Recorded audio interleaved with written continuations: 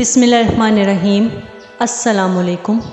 حضرت خالد بن ولید رضی اللہ تعالیٰ عنہ، جنہیں اللہ تعالیٰ کی تلوار یعنی سیف اللہ بھی کہا جاتا ہے، وہ اپنی عسکری صلاحیتوں کے لیے مشہور ہیں۔ رسول اللہ صلی اللہ علیہ وآلہ وسلم اور ان کے جانشینوں کی خلافت راشدین کی افواج کی کمانڈ کرتے ہوئے 7ویں صدی میں اسلامی فتح کے دوران خلیفہ حضرت ابوبکر صدیق رضی اللہ تعالیٰ عنہ اور خلیفہ حضرت عمر رضی اللہ تعالیٰ عنہ بازنطینی رومی سلطنت، ساسانی فارسی سلطنت اور ان کے اتحادیوں کی عددی اعتبار سے اعلیٰ افواج کے خلاف 100 سے زائد لڑائیوں میں ناقابل شکست رہنے کا اعزاز رکھنے کے ساتھ ساتھ انہیں تاریخ کے بہترین فوجی کمانڈروں میں شمار کیا جاتا ہے۔ حضرت خالد بن ولید رضی اللہ تعالیٰ عنہ کے اقتباسات: کیا تم نے میری ٹانگ، سینے، بازو، ہاتھ کی ایک بھی ایسی جگہ دیکھی جس پر تلوار، تیر یا نیزے کے زخم کا کوئی نشان نہیں ہے؟ فوج سے برطرفی کے 4 سال بعد مرنے سے چند دن پہلے اپنے ایک دوست سے یہ بات کہی۔ اگر تم بادلوں میں ہوتے تو اللہ تعالیٰ ہمیں تمہارے پاس اٹھاتا یا تم کو جنگ کے لیے نیچے کر دیتا۔ یہ بات بازنطینی فوجوں سے کہی جب وہ میدان جنگ سے قلعہ بند قصبے چالس کی طرف پیچھے ہٹ گئے۔ جب میں میدان جنگ میں ہوتا ہوں تو مجھے اس سے زیادہ پیار ہوتا ہے جب میں اپنے گھر میں ہوتا ہوں۔ برسات کی وہ رات جب میں ہاتھ میں تلوار اور ڈھال لیے زرہ بختر پہنے کھڑا ہوں اور بار بار مشرقی افق کی طرف دیکھ رہا ہوں، سورج نکلنے کا انتظار کر رہا ہوں تاکہ میں جنگ شروع کر سکوں۔ یہ بات انہوں نے 638 ہجری میں خلیفہ حضرت عمر رضی اللہ تعالیٰ عنہ کے ہاتھوں فوج سے برطرف ہونے کے بعد کہی۔ اسلام قبول کرو اور محفوظ رہو، یا جزیہ کی ادائیگی پر راضی ہو جاؤ اور آپ کے لوگ ہماری حفاظت میں رہیں گے، ورنہ نتائج کے ذمہ دار آپ لوگ خود ہوں گے، کیونکہ میں ان لوگوں کو لاتا ہوں جو موت کے خواہش مند ہیں جیسے آپ زندگی چاہتے ہیں۔ یہ خط حضرت خالد بن ولید رضی اللہ تعالیٰ عنہ نے ان پر حملہ کرنے سے پہلے میسوپوٹیمیا کے فارسی گورنر کو لکھا تھا۔ جب اللہ تعالیٰ کسی معاملے کا فیصلہ کرتا ہے تو وہ ہو جاتا ہے۔ میں نے اپنی زندگی اللہ تعالیٰ کی راہ میں وقف کر دی ہے۔ انسان ایک چیز کا ارادہ کرتا ہے لیکن اللہ تعالیٰ کا ارادہ کچھ اور ہے۔ زمین اپنے احمقوں کو تباہ کر دیتی ہے لیکن عقل مند زمین کو تباہ کر دیتے ہیں۔ اگر تم سچے ہو تو زندہ رہو گے، اگر تم جھوٹ بولو گے تو ہلاک ہو جاؤ گے۔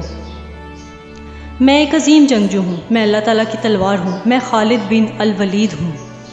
یہ وہ مشہور آیات تھیں جنہیں حضرت خالد بن ولید رضی اللہ تعالیٰ عنہ میدان جنگ میں پڑھتے تھے۔ میں کئی سرداروں کا بیٹا ہوں، میری تلوار تیز اور خوفناک ہے، یہ سب سے طاقتور چیز ہے۔ جب جنگ کا برتن زور سے ابلتا ہے، میں اسلام کا ستون ہوں، میں صحابی رسول ہوں، میں عظیم جنگجو ہوں، خالد بن الولید۔ میں تمہیں 3 دن کا وقت دوں گا، اگر ان نظر ثانی شدہ شرائط پر دروازے نہ کھولے گئے تو میں حملہ کر دوں گا اور پھر کسی قسم کی کوئی شرائط نہیں ہوں گی۔ میں الولید کا بیٹا ہوں، کیا کوئی مقابلہ کرے گا؟ میرے ایمان سے پانی اس تک جائے گا جو فوج زیادہ ثابت قدم اور زیادہ حقدار ہو۔ یہ بات فیصلہ کن جنگ سے پہلے کہی جب مسلمانوں کی فوج میں پانی کی کمی تھی۔ اے رب، اگر آپ ہمیں فتح دے دیں تو میں دیکھوں گا کہ دشمن کا کوئی جنگجو اس وقت تک زندہ نہیں رہے گا جب تک ان کے خون کا دریا نہ بہے۔ یہ بات اولائس کی جنگ کے دوران کہی تھی، جسے خون کے دریا کی جنگ بھی کہا جاتا ہے۔ جنگ موتا میں میں نے اپنے ہاتھ میں 9 تلواریں توڑ دی تھیں، لیکن مجھے کبھی فارسیوں جیسا دشمن نہیں ملا، اور فارسیوں میں نے کبھی بھی اولائس کی جنگ کی فوج جیسا دشمن نہیں دیکھا۔ اولائس کی خون ریز جنگ کے بعد بہادر فارسی سپاہیوں کو خراج تحسین پیش کیا۔ کچھ دیر انتظار کیا، تیرے پاس پہاڑی دستے آئیں گے جو شیروں کو چمکدار بختر میں لیے ہوئے ہوں گے، بٹالین کے پیچھے بٹالین آئیں گے۔ یہ خط ایاز بن غنم کو لکھا جس نے شمالی عرب میں باغی عرب قبائل کے خلاف لڑتے ہوئے ان سے کمک مانگی تھی۔ میں دیکھ رہا ہوں کہ یہ لوگ جنگ کے بارے میں کچھ بھی نہیں جانتے۔ یہ بات انہوں نے عراق التامر کے محاصرے کا تجزیہ کرنے کے بعد فارسی فوج میں بھرتی ہونے والے فارسی اور عیسائی عربوں کے بارے میں کہی تھی۔ ہم یہ راستہ اختیار کریں گے، آپ کے عزم کو کمزور نہ ہونے دیں۔ جان لو کہ اللہ تعالیٰ کی مدد تمہاری خواہش کے مطابق ہی آتی ہے۔ مسلمانوں کا کسی چیز کا خوف نہ ہو جب تک کہ ان کو اللہ تعالیٰ کی مدد حاصل ہو۔ یہ بات اس وقت کہی جب ان کے ایک کمانڈر نے انہیں شام کے ریگستان کے راستے، عراق سے شام جانے والے خطرناک راستے پر جانے سے روکنے کی کوشش کی اور کہا کہ تم فوج کے ساتھ یہ راستہ نہیں لے سکتے۔ اللہ کی قسم، اکیلا مسافر بھی اپنی جان کو خطرے میں ڈالنے کی کوشش کرے گا۔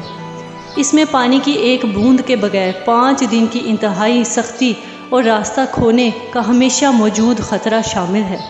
لیکن خلیفہ کے حکم کی تعمیل کی ضرورت کے پیش نظر میں تم پر یہ حکم کبھی قبول نہ کرتا۔ تم اسلام میں مجھ سے بہت بلند ہو، میں نبی کا صحابی ہوں، لیکن آپ وہ ہیں جنہیں اللہ کے رسول صلی اللہ علیہ وآلہ وسلم نے اس امت کا امانت دار قرار دیا تھا۔ یہ بات انہوں نے ابو عبیدہ بن الجراح رحمۃ اللہ علیہ سے شام میں مسلمانوں کی فوج کی کمان سنبھالتے ہوئے کہی۔ جواب میں ابو عبیدہ نے کہا، مجھے خوشی کے ساتھ ابو بکر رضی اللہ تعالیٰ عنہ کا خط موصول ہوا جس میں آپ کو میرے اوپر کمانڈر مقرر کیا گیا ہے۔ میرے دل میں کوئی بھی ناراضگی نہیں ہے کیونکہ میں جنگ کے معاملات میں آپ کی مہارت بہت اچھے سے جانتا ہوں۔ اسے تحفے کے طور پر لے لو، کوئی فدیہ نہیں ہوگا۔ یہ بات شہنشاہ ہرکلیس کی بیٹی کے حوالے کرتے ہوئے اس کو کہی جب معراج الدیاج کی لڑائی کے بعد پکڑی گئی تھی، جس میں ہرکلیس کا داماد تھا جو خالد بن ولید رضی اللہ تعالیٰ عنہ کے ساتھ لڑائی میں مارا گیا تھا۔ ہرکلیس نے حضرت خالد بن ولید رضی اللہ تعالیٰ عنہ کو مدرجہ ذیل خط لکھا، میں جان گیا ہوں کہ تم نے میری فوج کے ساتھ کیا سلوک کیا ہے۔ تم نے میرے داماد کو قتل کر کے میری بیٹی کو پکڑ لیا ہے۔ تم جیت گئے اور باحفاظت نکل گئے۔ اب میں تم سے اپنی بیٹی کے لیے پوچھتا ہوں، یا تو اسے تاوان کی ادائیگی پر مجھے واپس کر دو یا تحفے کے طور پر مجھے دے دو، کیونکہ عزت تمہارے کردار میں ایک مضبوط عنصر ہے۔ اللہ کا شکر ہے جس نے حضرت ابو بکر رضی اللہ تعالیٰ عنہ کو موت کا حکم دیا جو مجھے حضرت عمر رضی اللہ تعالیٰ عنہ سے زیادہ محبوب تھے۔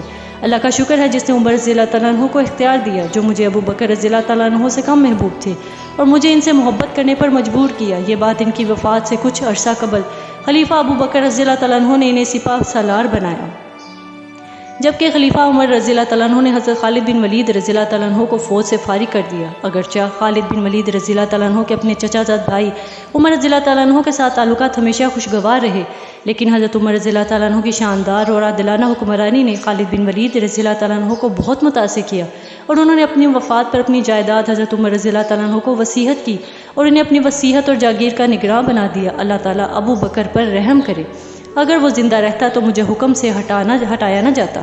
یہ بات خلیفہ ابو بکر رضی اللہ تعالیٰ عنہ کی وفات پر کہی جب ان کے جانشین خلیفہ عمر رضی اللہ تعالیٰ عنہ نے خالد بن ولید رضی اللہ تعالیٰ عنہ کو کمان سے برطرف کر کے ابو عبیدہ کو نیا کمانڈر ان چیف بنایا۔ اگر ابو بکر مر چکے ہیں اور عمر خلیفہ ہیں تو ہم سنیں گے اور مانیں گے۔ یہ بات حضرت ابو بکر رضی اللہ تعالیٰ عنہ کی وفات کے بعد کہی۔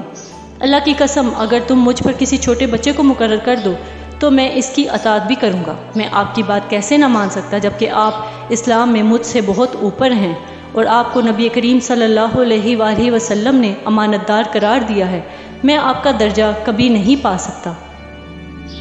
میں یہاں اور اب اعلان کرتا ہوں کہ میں نے اپنی زندگی اللہ تعالیٰ کی راہ میں وقف کر دی ہے۔ یہ بات ابو عبیدہ سے کہی جب خلیفہ عمر رضی اللہ تعالیٰ عنہ نے بغیر کسی وجہ کے حکم سے انہیں ہٹا دیا تھا۔ یہ رومی سب سے زیادہ بہادر تھے جن سے میں کبھی ملا تھا۔ امیسیا کی جنگ جیتنے کے بعد بازنطینی فوجیوں کو خراج تحسین پیش کیا۔ رومی کتنے کم ہیں اور ہم کتنے زیادہ ہیں۔ فوج کی طاقت آدمیوں کی تعداد میں نہیں بلکہ اللہ تعالیٰ کی مدد میں ہے اور اس کی کمزوری بھی اللہ تعالیٰ کے چھوڑنے میں ہے۔ یہ بات یرموک کی جنگ میں اپنے ایک سپاہی سے کہی جس نے کہا کہ رومی کتنے ہیں اور ہم کتنے کم ہیں۔ میں مسلمانوں سے احتجاج کرتا ہوں جو تم نے کیا ہے۔ اللہ کی قسم تم نے مجھ پر ظلم کیا اے عمر۔ یہ بات خلیفہ حضرت عمر رضی اللہ تعالیٰ عنہ سے کہی جس نے انہیں 638 ہجری میں فوج سے برطرف کر دیا۔ خلیفہ عمر رضی اللہ تعالیٰ عنہ نے خالد بن ولید رضی اللہ تعالیٰ عنہ کو فوج سے نکال دیا کیونکہ حضرت عمر رضی اللہ تعالیٰ عنہ کو ڈر تھا کہ لوگ خالد بن ولید رضی اللہ تعالیٰ عنہ کو فتح کا سبب سمجھنے لگیں گے اور یہ بھول جائیں گے کہ فتح اللہ تعالیٰ کی طرف سے ہے۔ حضرت عمر رضی اللہ تعالیٰ عنہ نے مجھے شام پر مقرر کیا یہاں تک کہ وہ گیہوں اور شہد کی طرف متوجہ ہو گیا، پھر مجھے نکال دیا۔ یہ بات فوج سے نکالے جانے کے بعد اپنی بیوی سے کہی۔ اللہ کا شکر ہے جس نے ابو بکر رضی اللہ تعالیٰ عنہ کو اٹھا لیا، وہ مجھے عمر رضی اللہ تعالیٰ عنہ سے زیادہ عزیز تھے۔ اللہ کا شکر ہے جس نے عمر رضی اللہ تعالیٰ عنہ کو حاکم بنایا، وہ مجھ سے نفرت کرتا تھا لیکن میں ان کو پسند کرنے لگا اور میں یہاں ہوں اپنے بستر پر مر رہا ہوں جیسے مویشی مرتے ہیں۔ بزدل کی آنکھیں کبھی نہ سوئیں۔ بہت شکریہ۔